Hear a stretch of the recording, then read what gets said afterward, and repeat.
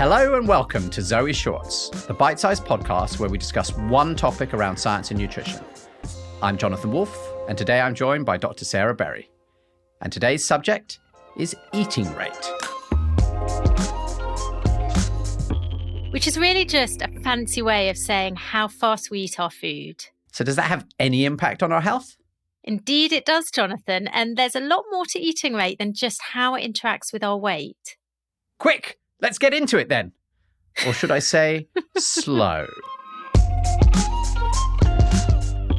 Tell us a bit more about eating rate, Sarah. I don't know about you, Jonathan, but these days it seems like it's easier to gobble down our food rather than mindfully take our time with a meal. And this is probably because of the type of food that we're eating, as well as the way we now live our lives. Definitely. I think like half the time I'm now eating lunch while on a Zoom call during the week, or I'm sort of shoveling away some food while, looking after the kids.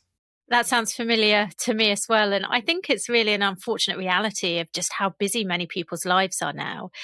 And it's really not good for us. Essentially, your brain needs time to realize it's full. And studies have shown that it takes between 5 or even up to 20 minutes for your mind to catch up with your belly. And research also tells us that eating more slowly increases the response of appetite regulating hormones.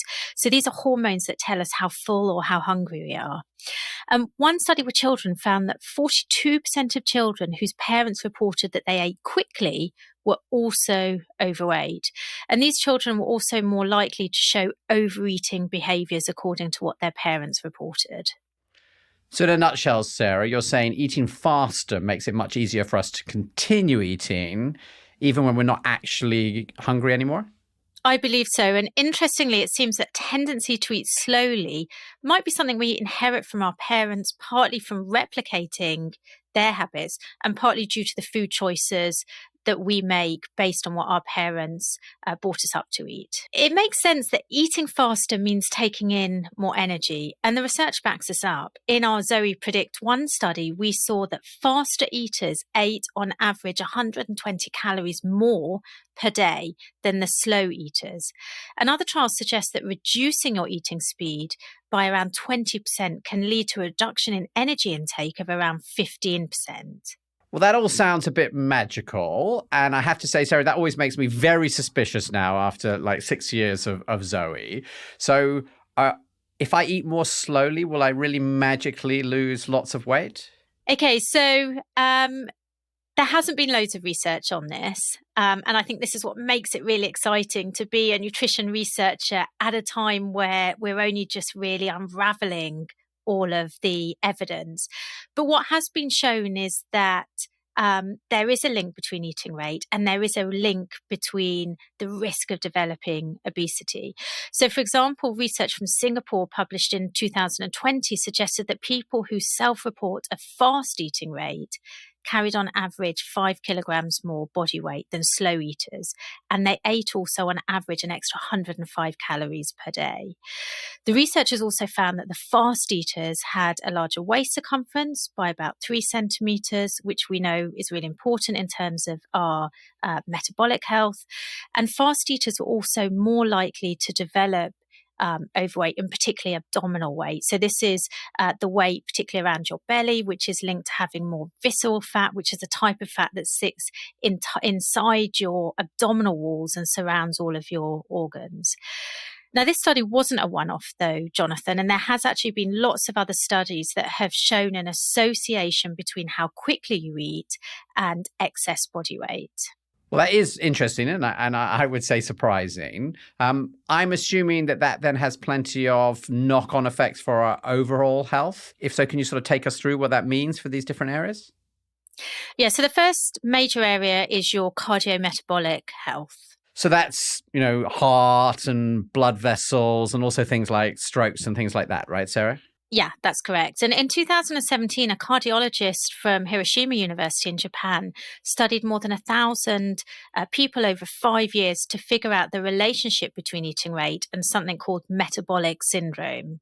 And I looked this up, and metabolic syndrome is the name that researchers now like to use for 5 risk factors for things like heart disease and diabetes and stroke, which are obviously very serious. And those risk factors are apparently high blood pressure, high triglycerides, which I think we often call sort of blood fat, high blood sugar, low levels of good cholesterol, and finally a large waistline compared to average. That's correct. And what they found was that the fast eaters were almost twice as likely to develop this metabolic syndrome. And a higher eating speed correlated with greater weight gain, correlated with higher blood sugar, higher levels of LDL cholesterol, which is our bad cholesterol, and also a larger waistline. And interestingly, Jonathan, a lot of these associations remained even after we accounted for changes in body weight. So even after we accounted for changes in body weight, we still found that fast eaters had higher blood sugar and higher levels of bad cholesterol. And so, Sarah, it sounds like this is similar to what we found with our own ZOE Predict study, where you were saying that eating rate is associated with energy intake, body weight, and this sort of cardiometabolic risk in that study, which was UK and US. Yeah, that's correct. And there's been other research that's been published as well that has drawn a link between eating faster and higher risk also of type 2 diabetes. And studies have shown that this may be because chewing more slowly stimulates more insulin release, which means better glucose control. And we think that this might be because if you chew for longer, you have more saliva uptake, and this causes an earlier insulin and glucose release. And what about digestive issues, Sarah? We do know that actually fast eaters do often report poor digestion, and a study has shown that they may also get more acid reflux than slow eaters. So the overall message seems pretty clear, sort of slow down, at the kitchen table. Yeah, I think the evidence shows, Jonathan, that it is going to be helpful on an individual basis. And there's lots of research exploring if this could be a good health and weight loss strategy for the population as a whole. Now, Sarah, pretty much everything you've described so far are really association studies. So they show people who put on weight were eating faster, but they don't prove the two are linked. So in other words, if one of those fast eaters switched to slow eating, it might not change anything, right? And the gold standard, I know in nutritional science, because you talk about this all the time, is a randomized controlled trial to really prove that it's the eating speed that causes this rather than everything else. And I know from many conversations with you and Tim and many others that often there are these effects that are found in these sort of observational studies like this, where you study people over time. And then when you do a randomized control trial and you say, let's actually make people change their behavior, often that disappears because maybe there's some compensating effects, or the two, they would just happen to be linked, if people aren't well, then they're not able to do lots of exercise. So you see a much bigger impact of people who are doing exercise because you've already sort of removed all the people who were sick. Where are we on this in terms of eating rate?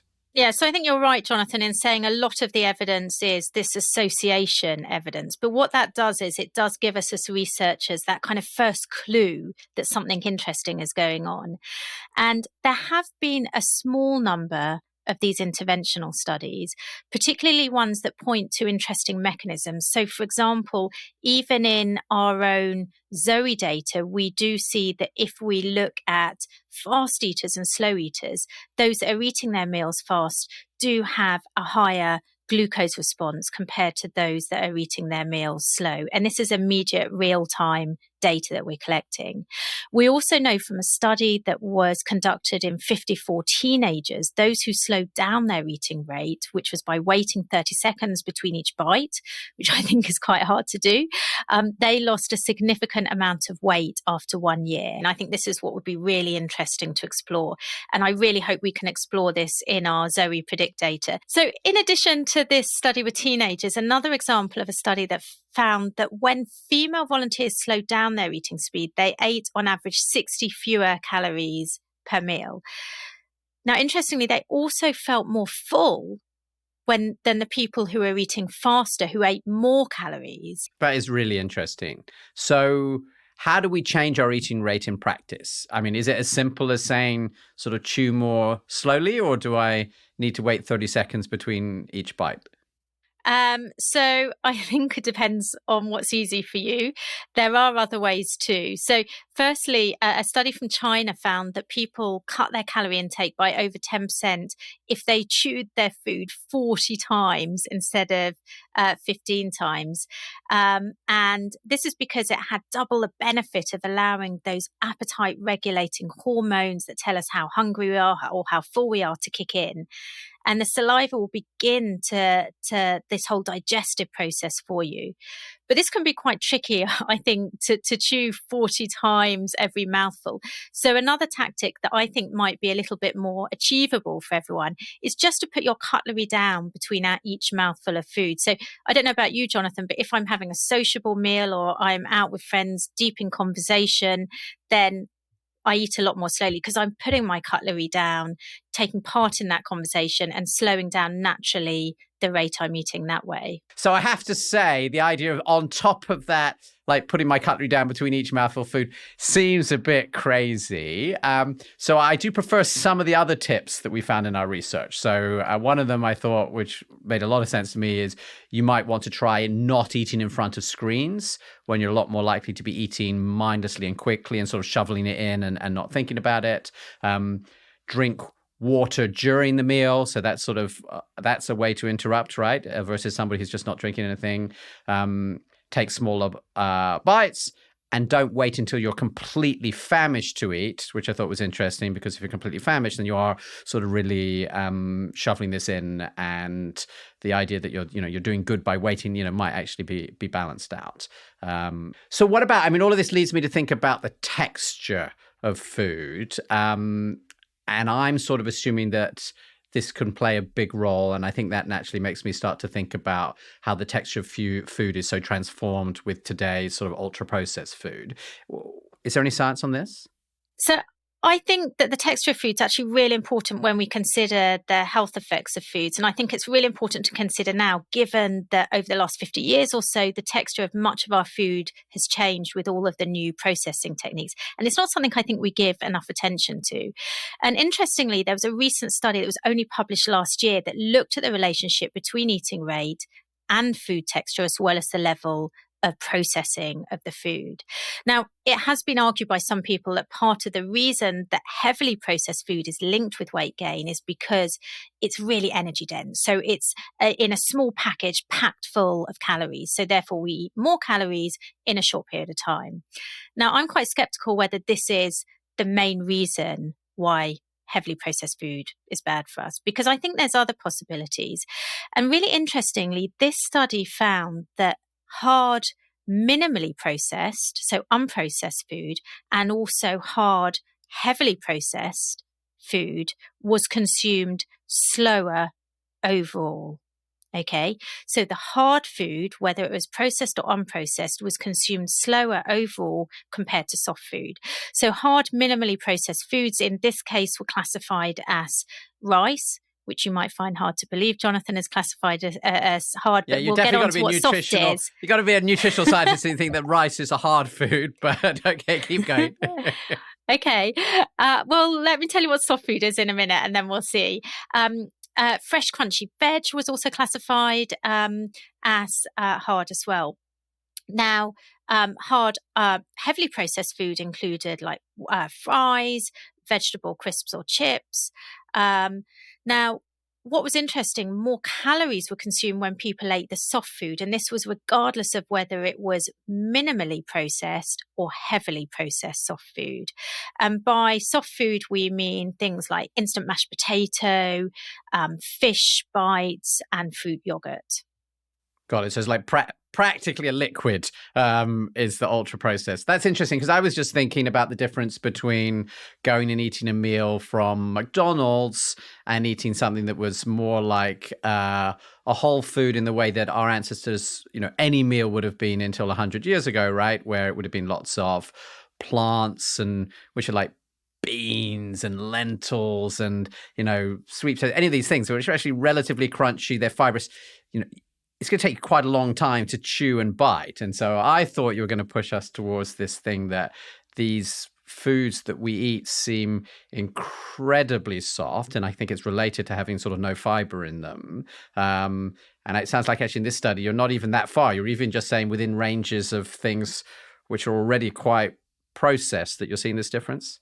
Yeah. And I think what was interesting, there was like this graded response with unprocessed hard food being associated with the slowest rate of eating, processed hard food, the next slowest, then unprocessed soft food getting faster, and then highly processed soft food the fastest. Amazing. So it's not all to do with processing.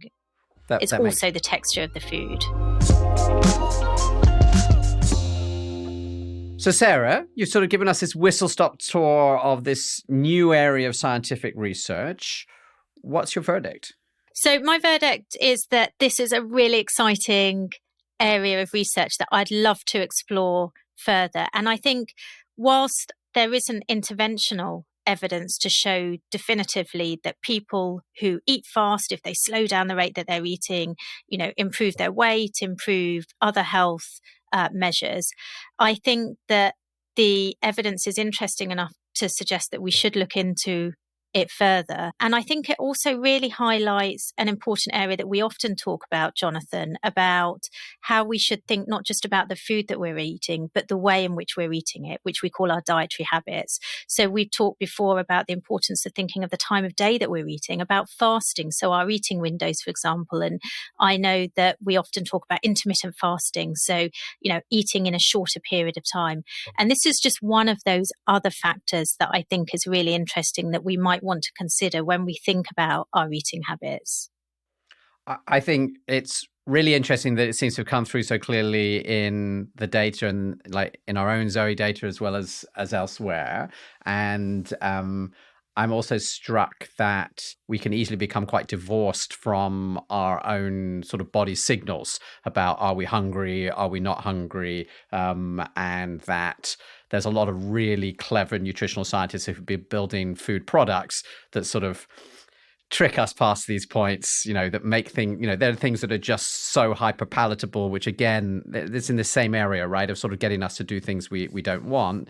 And it wouldn't surprise me if we dig more into this, that you see that, speed of eating is also related to the sort of foods that you're eating, because I think we all know that it's really easy to eat an ice cream really fast and to keep eating it, right? Because it's just so nice. And I quite like nuts, but I'm never in a point where I've just got to finish the nut ball. So there's definitely some linkages here, I guess, which is interesting. And so I'm, I think it'd be really interesting to do the studies. And I think what we tend to see, right, in this is there's very unlikely to be any magic bullet. And there's a lot of interrelationship here. So I guess also, the other thing I'm struck by is we haven't talked a lot about fiber, but it seems like, if you're eating foods that are higher in fiber, we know they're incredibly good for your long-term health, can mean that you might live years longer.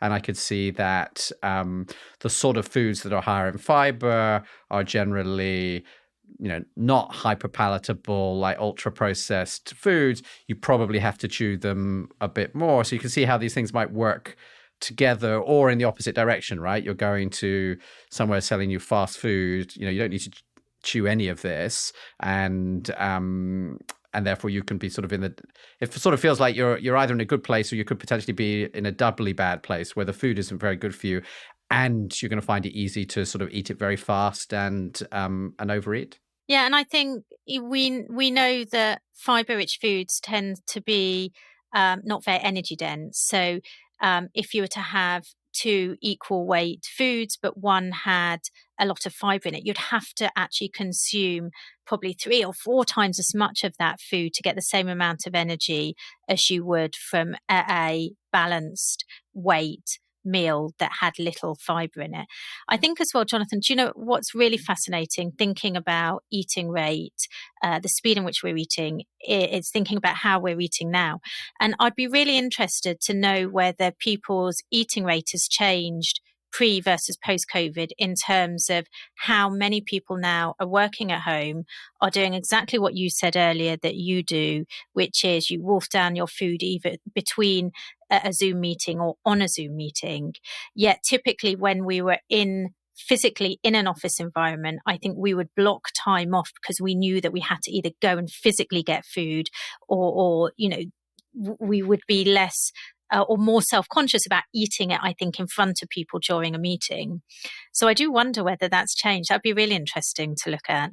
Well, if you've enjoyed today's podcast and you'd like to try ZOE's personalized nutrition program to improve your health and manage your weight, you can get 10% off by going to joinzoe.com/podcast.